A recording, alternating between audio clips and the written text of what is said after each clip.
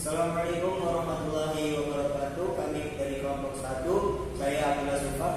Dan saya Ismail Lutfia. Saya Sinta Yohanida. Kami di sini akan mempresentasikan tentang pembangunan pendidikan nasional.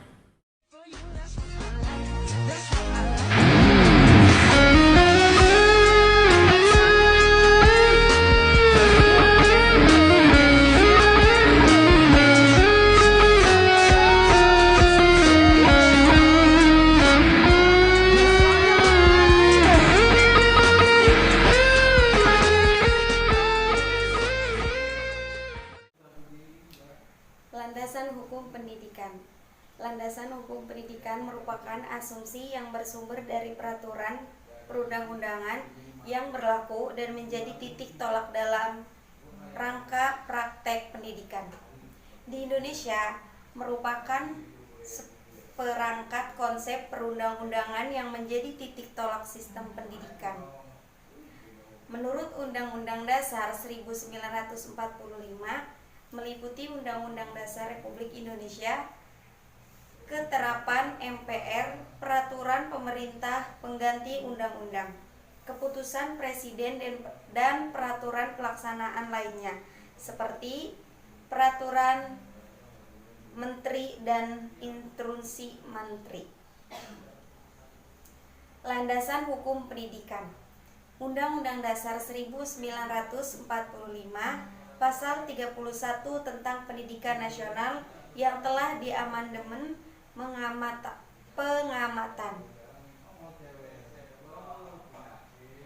Undang A. Setiap warga negara berhak mendapatkan pendidikan. B. Setiap warga negara wajib mengikuti pendidikan dasar dan pemerintah wajib membiayainya. C. Pemerintah mengusahakan dan menyelenggarakan satu sistem pendidikan nasional yang meningkatkan keimanan, ketakwaan, serta akhlak mulia dalam rangka mencerdaskan kehidupan bangsa yang diatur dengan Undang-Undang Dasar. D. Negara memprioritasi anggaran pendidikan sekurang-kurangnya 20% dari APBN dan Langkah pembaruan tenaga pendidikan. Menurut Undang-Undang Sisdiknas Nomor 20 Tahun 2003, tenaga kependidikan adalah anggota masyarakat yang mengabdikan diri dan diangkat untuk menunjang penyelenggaraan pendidikan. Pendidik adalah tenaga kependidikan yang berkualifikasi sebagai guru, dosen, konselor, pempelajar, widya iswara, tutor, instruktur, fasilitator, dan sebutan lain yang sesuai dengan kekhususannya, serta berpartisipasi dalam menyelenggarakan pendidikan. Tenaga kependidikan bertugas melaksanakan administrasi, pengelolaan, pengembangan, pengawasan, dan pelayanan teknis untuk menunjang proses pendidikan pada satuan pendidikan. Pendidik merupakan tenaga profesional yang bertugas merencanakan dan melaksanakan proses pembelajaran, menilai hasil pembelajaran, melakukan pembimbingan dan pelatihan, serta melakukan penelitian dan pengabdian kepada masyarakat, terutama bagi pendidik pada perguruan tinggi. Hak tenaga pendidik dan tenaga kependidikan, yaitu A. Jaminan kesejahteraan dan penghasilan yang sesuai. B. Penghargaan atas kinerjanya. C. Pengembangan karir atas tuntunan mutu. D. Jaminan dan perlindungan hukum atas kekayaan intelektual yang dihasilkan. E. Pengguna sarana dan prasarana demi menunjang kelancaran tugas. Kewajiban tenaga pendidik dan tenaga kependidikan, yaitu A. Dapat menjadikan suasana pendidikan menyenangkan, dinamis, kreatif, dialogis, dan bermakna. B. Punya komitmen memajukan mutu pendidikan secara profesional. C. Dalam kedudukannya dapat menjaga nama baik lembaga dan dapat menjadi teladan. Kemudian ada aksesibilitas dan daya tampung, yaitu wajib belajar 9 tahun merupakan gerakan pendidikan nasional yang telah dicanangkan pada zaman pemerintahan Soeharto, yaitu pada tanggal 2 Mei 1994 dengan target tuntas pada tahun 2005. Namun kemudian karena terjadi krisis pada tahun 1997 sampai 1999, maka program ini diperpanjang hingga 2008 sampai 2009. Sasaran program ini berdasarkan rencana pembangunan jangka menengah RPJM dalam PP nomor 7 tahun 2005 adalah dengan target angka partisipasi kasar APK 94%, yaitu APK perbandingan antara jumlah siswa pada jenjang pendidikan tertentu dengan jumlah penduduk kelompok usia tertentu. Untuk memajukan atau membangun pendidikan nasional, maka daya tampung dalam hal ini pembangunan gedung-gedung sekolah dalam jumlah besar mutlak diperlukan, mengingat kuantitas pendudukan Indonesia yang tinggi menuntut keseimbangan pendidikan yang tinggi juga. Peraturan Pemerintah Nomor 19 Tahun 2005, proses pembelajaran yang menyenangkan dan mendidik PP Nomor 19 Tahun 2005 tentang Standar Nasional Pendidikan disebutkan dalam pasal 19 sampai dengan 22 tentang standar proses pendidikan bahwa proses pembelajaran pada satuan pendidikan diselenggarakan secara interaktif, inspiratif, menyenangkan, menantang, memotivasi peserta didik untuk berpartisipasi aktif, serta memberikan ruang yang cukup bagi prakarsa, kreativitas, dan kemandirian sesuai dengan bakat, minat, dan perkembangan fisik, serta psikologis peserta didik. Adanya keteladanan pendidik, adanya perencanaan, pelaksanaan, penilaian, dan pengawasan yang efektif dan efisien dalam proses pembelajaran.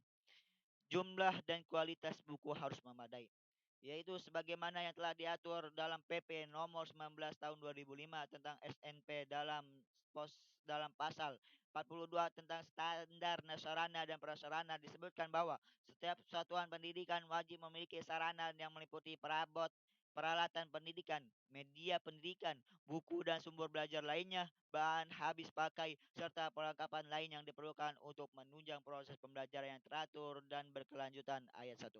Pemerintah telah menetapkan kebijakan otonomi pendidikan sebagaimana mengacu pada UU nomor 20 tahun 2003 tentang Sisdiknas dalam pasal 53 tentang Badan Hukum Pendidikan yang menyebutkan A. Penyelenggara dan atau satuan pendidikan formal yang didirikan oleh pemerintah atau masyarakat berbentuk badan hukum pendidikan.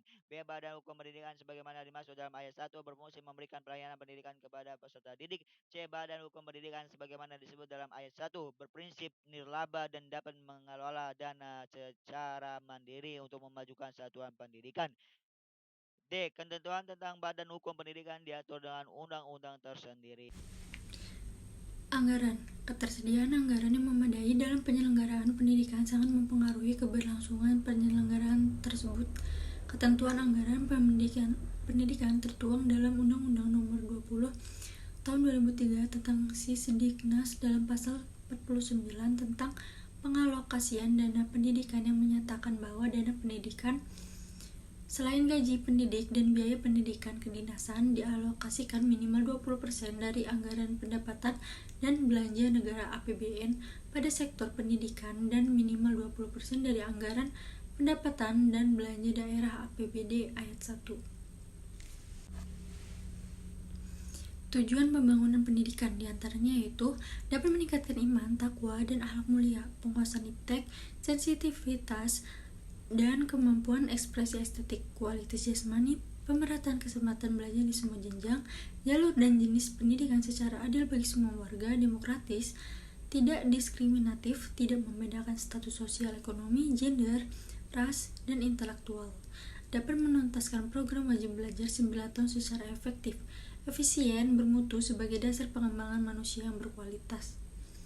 Dapat menurunkan jumlah penduduk yang buta aksara secara signifikan, dapat memperluas jaringan pendidikan non-formal bagi seluruh warga, baik laki-laki dan perempuan, yang tidak pernah sekolah, belum sekolah, putus sekolah, buta aksara, serta penduduk yang ingin meningkatkan keterampilan, kemampuan, serta pengetahuan yang relevan. Menuju Masyarakat Ekonomi ASEAN (MEA). Masyarakat Ekonomi ASEAN atau Pasar Ekonomi ASEAN telah mengambil kesepakatan pada tahun 2015. Kesepakatan ini tak hanya berdampak pada sektor ekonomi, tapi juga sektor-sektor lainnya, tak terkecuali pendidikan sebagai modal membangun sumber daya manusia yang kompetitif. Era perdagangan bebas ASEAN harus disambut oleh dunia pendidikan yang dengan cepat, agar sumber daya manusia Indonesia siap menghadapi persaingan yang semakin ketat dengan negara-negara lain, mengacu pada faktor tertentu kemajuan suatu negara, yaitu penguasaan inovasi 45%, penguasaan jaringan atau networking 25%, penguasaan teknologi 20%.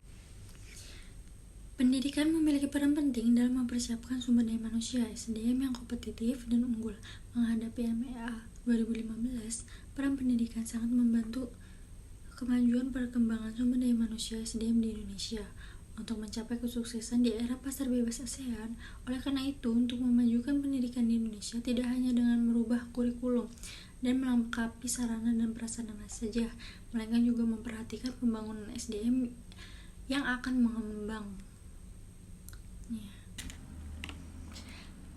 Selain itu, peningkatan peran pemerintah dalam menyelesaikan masalah pendidikan yang dapat dilakukan dengan mengalokasikan anggaran pendidikan yang memadai, disertai dengan pengawasan pelaksanaan anggaran harus benar-benar dimanfaatkan untuk memperbaiki pendidikan. Tidak hanya pemerintah saja, tetapi peran serta masyarakat sendiri juga sangat membantu mewujudkan tujuan pendidikan Indonesia yang mampu bersaing secara global. Dengan demikian, Indonesia dapat diyakini mampu dan siap menghadapi segala sesuatu yang timbul dalam menyongsong masyarakat ekonomi ASEAN yang akan dilangsungkan akhir tahun mendatang.